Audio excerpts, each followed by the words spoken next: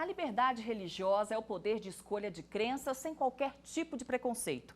O respeito a essa liberdade é um direito constitucional. No programa Artigo 5º de hoje, vamos saber a importância de ter essa liberdade determinada pela lei maior.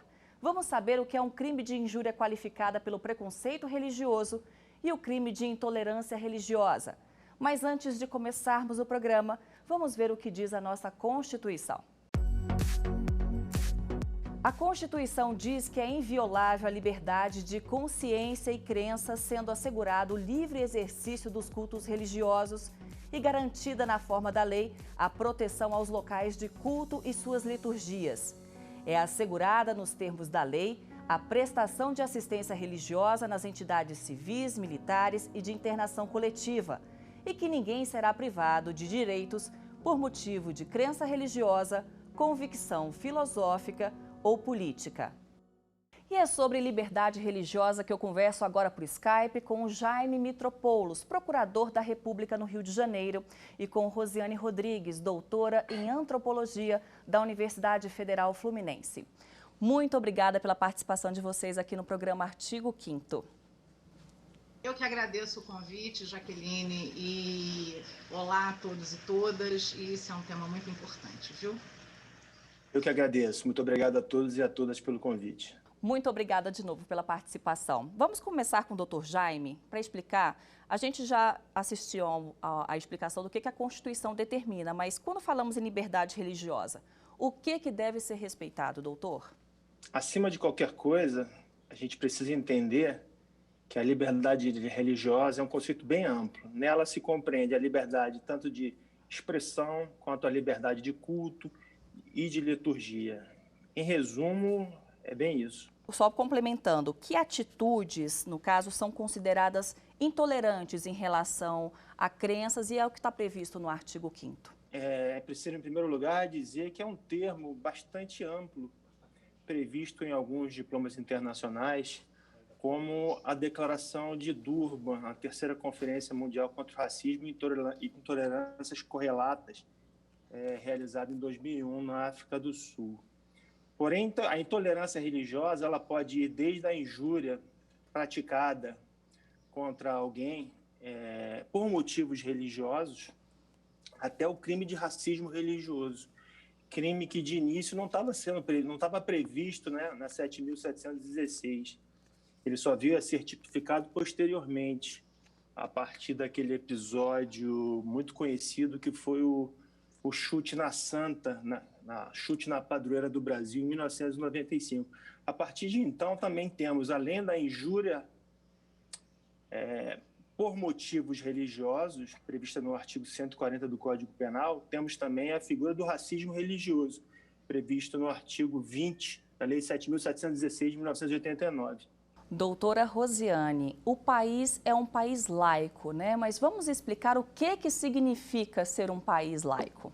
Bom, primeiro eu quero só complementar dizendo que o crime, né, a discriminação por pertencimento ou por dado religioso, ele é um crime de ódio, né? E eu acho que isso é importante a gente colocar. Isso está, inclusive, na nota técnica do Ministério Público Federal, inclusive uma nota técnica que foi coordenada pelo próprio procurador Jaime Mitropoulos, e que é um crime que não tem... o crime de ódio não tem uma tipificação correta no Brasil ainda, né? A gente tem aí uma questão legal, né? Um arcabouço legal muito grande, inclusive... infraconstitucional, pactuado em tratados internacionais, mas o crime de ódio especificamente, que é do que trata, né, a discriminação por pertencimento religioso, e no Brasil o dado do crime de ódio religioso ele está dado contra populações específicas, como as populações dos terreiros, os ciganos e os indígenas, né, são populações específicas que sofrem esse crime de ódio, né? E com relação à laicidade do Brasil, né, o Estado brasileiro ele se constitui a partir exatamente da Constituição da Inquisição, né? A nossa herança colonial é exatamente o modelo inquisitorial, né? Isso já é dito por Cante de Lima e já é dito por Roberto Cante de Lima, antropólogo, e vários outros pesquisadores, como Lana Lage, a historiadora Lana Lage da Gama Lima, né? O modelo jurídico brasileiro, ele segue o modelo inquisitorial, né, que é a herança que a colônia portuguesa deixou para o Brasil. Então, a gente não pode pensar em laicidade, por exemplo, como na França, né, como em outros países. Né? A laicidade brasileira, ela é uma laicidade cristã. E eu acho que isso é que dá o toque para que a gente possa partir para outros modelos e para outras formas de efetivamente controlar, punir, né, e prevenir, né, que é disso que se trata a legislação, é o controle, a prevenção e a punição, né, desses tipos de crime, que, como bem falou o Dr. Jaime Mitropoulos, eles vão desde da agressão moral, da injúria, até mesmo aos atentados, né? Os atentados à bomba por coquetel Molotov, a incêndios nos terreiros e aos assassinatos, né, de pais e mães de santo, e não só de pais e mães de santo, né, que são as lideranças religiosas dos terreiros, mas também, né, a gente...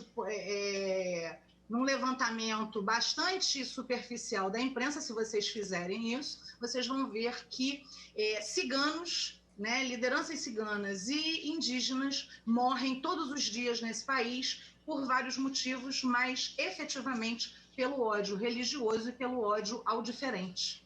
Exatamente, para finalizar isso, que, como eu disse, a intolerância religiosa é um conceito que me parece bastante vago, mais utilizado pelos diplomas internacionais, mas ela engloba o preconceito, a discriminação, a injúria, o racismo religioso e também, como bem frisado pela doutora Rosiane, a figura do terrorismo religioso.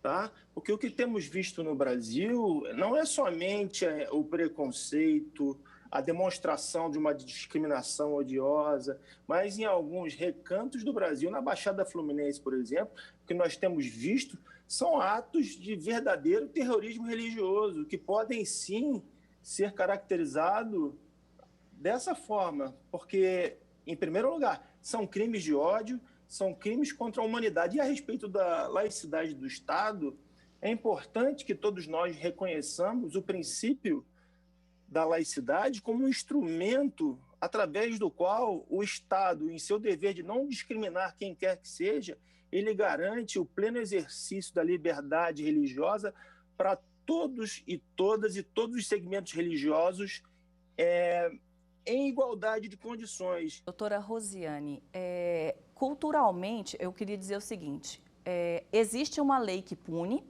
correto, nós temos a lei que ampara, mas culturalmente no Brasil, como os dois doutores puderam exemplificar, ainda existe esse preconceito disfarçado. Nós estamos falando de uma ideologia que determina quem são os superiores e quem são os inferiores. Né? Nos Estados Unidos, nós temos o modelo WASP, né? São os brancos, são os homens brancos protestantes, e no Brasil nós temos o modelo que é o homem branco cristão.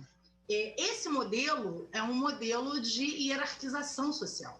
Né? Então, o que a gente está falando, quando a gente fala de racismo, né, é que nós estamos falando de uma ideologia que orienta não só as nossas práticas, mas também, principalmente, as práticas estatais e, obviamente, as nossas cognições. Então, o que nós estamos diante é de um modelo, né, social que, orientado por uma ideologia que pretende classificar e que, por isso, prende, por isso mata mais pretos, mais pessoas negras no Brasil, do que a gente vê com outras características fenotípicas. Então, o que a gente precisa entender é que, neste sentido, o que nós estamos falando quando falamos de racismo, quando falamos das agressões praticadas contra os terreiros, ele surge, né? Ele tem um renascimento. A gente vai ter aí várias fases no Brasil de perseguição aos terreiros, de perseguição às populações negras. Aliás, a própria ciência social, como o direito e também como a medicina, se estabelecem no Brasil como forma de controle social dessas populações, né?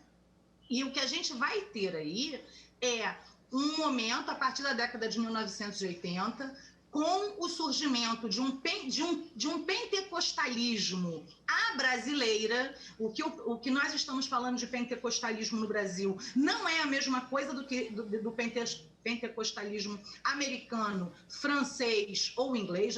É outro modelo, exatamente um modelo conformado a partir dessa ideologia racista, né? E o que a gente vai ver a partir de 1980 está muito longe de disputa de mercado religioso, né? O que a gente vai ver nesse pentecostalismo à brasileira é o domínio de territórios, a disputa mercantil da comunicação no Brasil e também a disputa mercantil da política. E isso são três pontos fundamentais para que a gente possa entender quando o Dr. Jaime, por exemplo, diz sobre esse terrorismo religioso, né? Esse terrorismo que ele se refere, ele está completamente fora do modelo que a gente vai entender terrorismo em outras partes do mundo, e é essa especificidade brasileira que precisa estar atenta, inclusive as instituições precisam estar atentas a isso. Vamos assistir agora a uma matéria sobre um crime contra a liberdade religiosa que aconteceu no Distrito Federal. Vândalos destruíram materiais de uma igreja evangélica.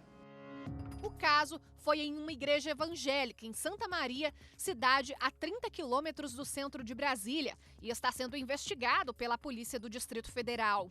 Os vândalos destruíram equipamentos de som, instrumentos musicais e rasgaram documentos da igreja. Além disso, os criminosos deixaram bebidas alcoólicas abertas no local e, segundo o pastor, urinaram no altar. Rasgaram todas as Bíblias, toda a Bíblia que tinha na igreja, rasgaram, jogaram no chão. Segundo o Ministério da Mulher, da Família e dos Direitos Humanos, quase 2 casos de preconceito e atos de violência contra igrejas e templos são registrados por dia no país. O Disque 100 recebeu mais de 500 denúncias de intolerância religiosa. Entre as religiões mais atingidas estão Umbanda, Candomblé e Testemunha de Jeová. A maior parte dos relatos foi em São Paulo, Rio de Janeiro, Pernambuco, Bahia e Minas Gerais. A liberdade religiosa no Brasil é direito constitucional. Quem discrimina alguém por causa de religião comete crime. Doutor Jaime, nós vimos aí um exemplo de um preconceito que aconteceu em relação a uma igreja evangélica, mas ainda como vocês exemplificaram, muitas religiões de matriz africana sofrem esse tipo de ataque também. Sim, nós fizemos Ministério Público Federal, através da Procuradoria Federal dos Direitos do Cidadão, realizou um relatório sobre violência religiosa e Estado laico entre 2017 e 2018. Nós constatamos uma perseguição sistêmica em nível nacional, sobretudo em face das religiões de matrizes africanas. Eu queria dizer que, embora nós tenhamos um arcabouço normativo até muito bom, eu diria, é importante modificar a questão cultural. Nós temos um país que foi forjado em 350 anos de escravidão e, depois disso, um racismo à brasileira, como muito bem dito pela professora Rosiane. Um racismo que de cordial não tinha nada. E o racismo religioso ainda é sentido hoje em dia. Por que eu digo isso? Porque, em que pese a proliferação desses ataques, como a gente tem visto, bombas, expulsões, incêndios, as pessoas estão sendo proibidas de trajar, inclusive, sua vestimenta de branco, notadamente às sextas-feiras, e Em compensação, o que a gente vê é uma omissão, uma leniência no Estado, baseada em quê? No racismo estrutural. O racismo estrutural que atravessa o sistema de poder do Estado brasileiro, que continua operando sob a lógica racista. Isso é lamentável. Quando no Ministério Público nós falamos, há 10 anos atrás, em racismo religioso, que o Ministério Público precisava atuar, eu mesmo escutei que isso era uma coisa que não existia no Brasil e que, a bem da verdade, ainda que se existisse, o Ministério Público deveria ter coisas mais importantes a tratar. Então, eu boto esses dois exemplos para mostrar que dentro da estrutura de poder, eles ainda continuam enxergando a população, as comunidades tradicionais e os chamados povos de axé como se fossem cidadãos de segunda ou de terceira categoria, como se também não tivessem um direito ao acesso à justiça. É por isso que eu falo, o racismo religioso também é o racismo estrutural, porque é baseado nessa lógica de poder. O assunto é bastante polêmico, mas nós vamos precisar fazer um breve intervalo. Já já voltamos a falar sobre liberdade religiosa. Não saia daí.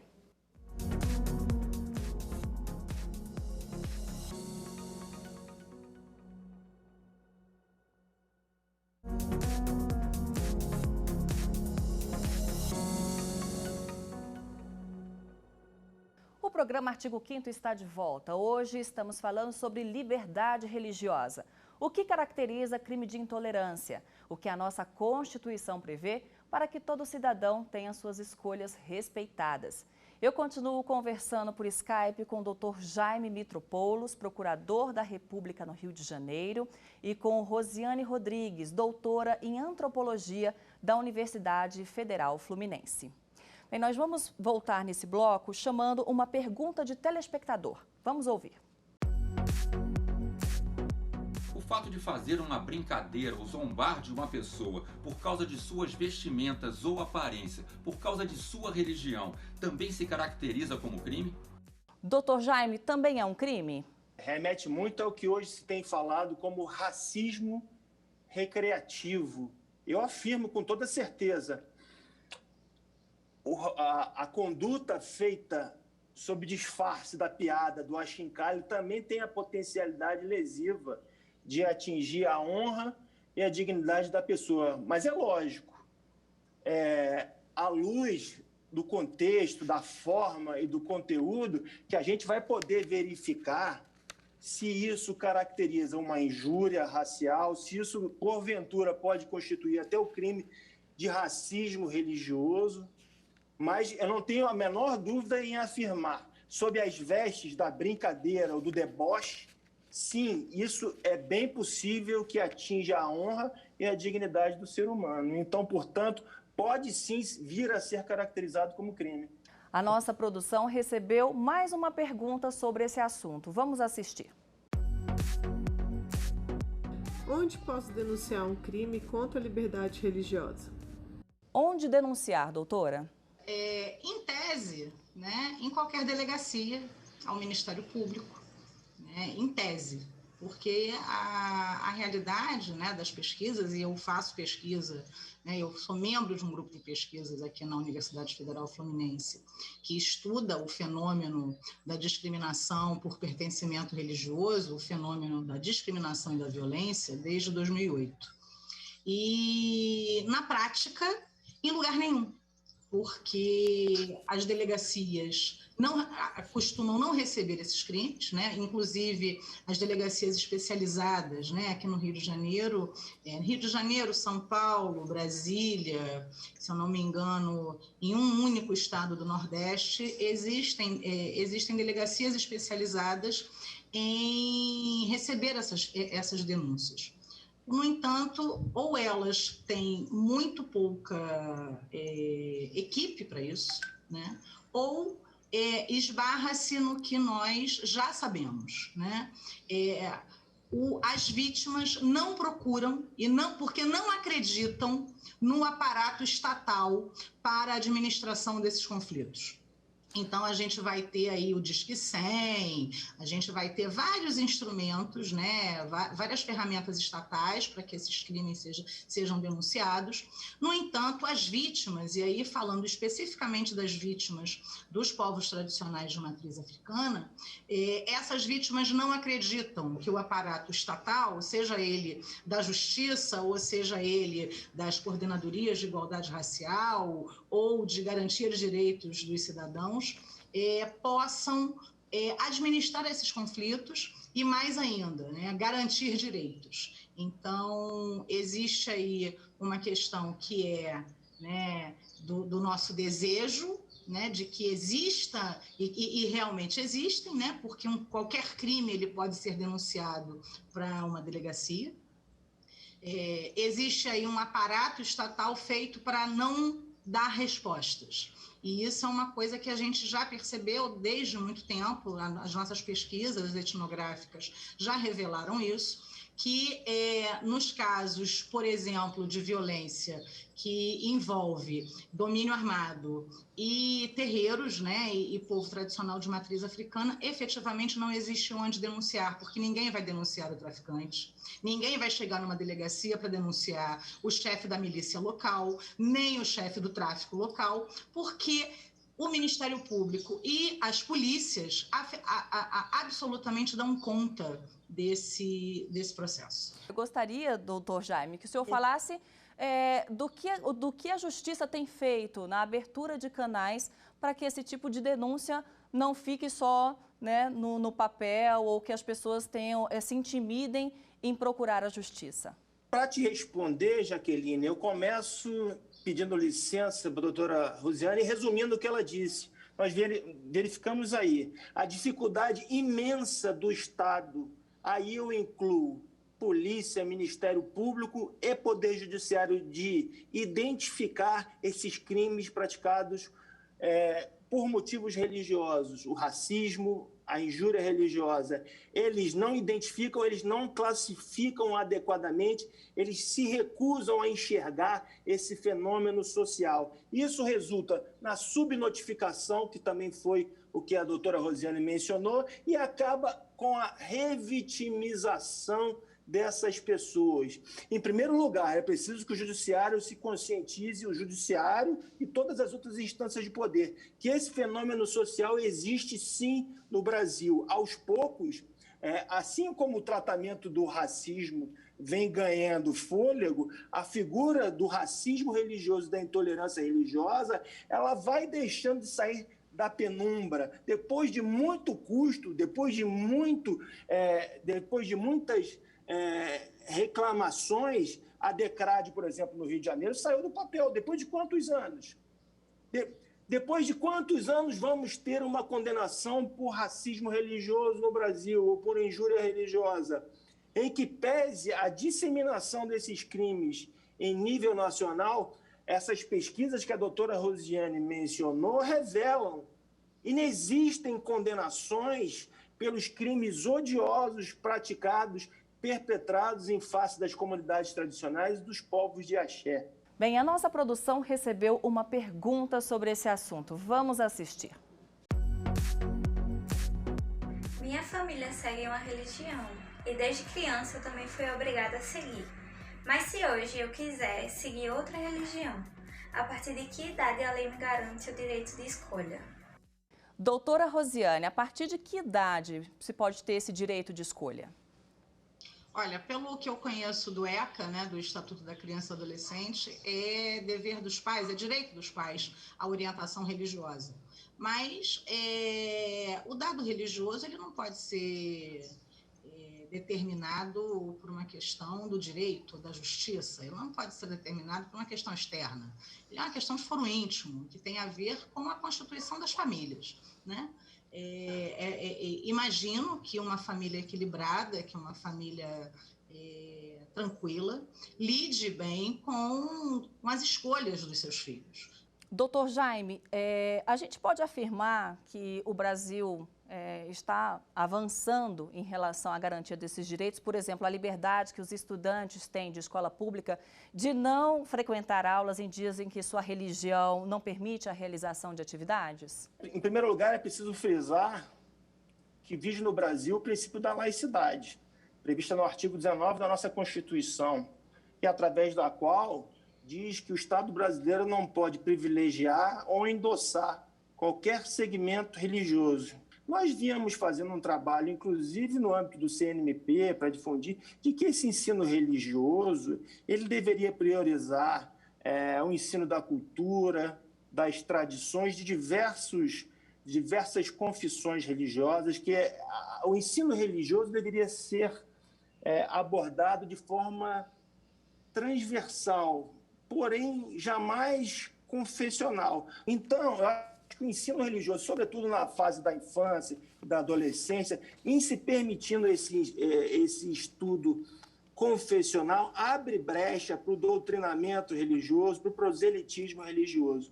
No meu entender, isso não constitui um avanço dentro do que a gente entende como princípio da laicidade. No que eu quero complementar o que disse o procurador, dizendo que não só abre brecha para o proselitismo religioso, como também vitimiza muitas crianças Brasil adentro. Né? Esse direito facultativo de não participar das aulas de religião, por exemplo, isso gera discriminação dentro da própria escola. Inclusive, isso é resultado de pesquisa que nós realizamos pelo Instituto de Estudos Comparados em Administração de Conflitos, que é o INEAC, que é o grupo de pesquisa que eu faço parte. E isso já é um dado muito... que a gente já não é nem novidade. Né? Então, a gente vai ter crianças negras, indígenas, crianças ateias, inclusive, crianças que não pertencem a nenhuma religião de matriz cristã, e a gente precisa pontuar aqui que o governo brasileiro pactuou o tratado com o Vaticano, né? E o ensino confessional nas escolas, o ensino confessional religioso nas escolas, é um retrocesso monstruoso, pensando na formação da cidadania das crianças brasileiras de um país que se pretende um país diverso. Bem, é um assunto que realmente daria para fazer outro programa, mas infelizmente o nosso tempo acabou. Eu preciso encerrar. Agradeço a participação do procurador Dr. Jaime. Agradeço a sua participação também, doutora, pelas contribuições riquíssimas que tivemos aqui no nosso programa Artigo 5º. Muito obrigado pela oportunidade. Gostaria de enfatizar exatamente isso. O que nós devemos priorizar é o reforço na cultura do respeito, pela diversidade e na diversidade. Acredito que só assim todos nós, não apenas crianças como adolescentes, mas como todos nós, continuaremos a aprender o que é efetivamente uma liberdade religiosa, aprendendo a respeitar o diferente daquele que crê e se orienta e se expressa de acordo com uma fé diferente da nossa, sem proselitismos e sem um cerco cultural que, em grande medida, vem avançando o Brasil afora. E, antes de tudo, eu preciso agradecer pela oportunidade de mencionar o trabalho que o Ministério Público Federal fez em relação à violência religiosa que tem sido praticada no Brasil, notadamente em face das religiões de matrizes africanas nas últimas décadas. É um fenômeno social que toda a estrutura do poder precisa tomar conhecimento e precisa tratar da forma como ela merece. Muito obrigado. Eu também agradeço a oportunidade, é riquíssimo o programa, e gostaria de me despedir dizendo que o que nós estamos tratando aqui nada tem a ver com religião. Nós estamos tratando aqui de uma estratégia hegemônica de tomada de poder político, econômico e social. Né? O que nós estamos tratando aqui nada tem a ver com fé, tem a ver com poder e política e também com os órgãos de comunicação. Bem, e eu agradeço também a sua participação aqui no nosso programa. Obrigada pela companhia. Você pode rever o artigo 5º no site da TV Justiça ou acompanhar no nosso canal no YouTube. Até o próximo artigo 5º. Tchau!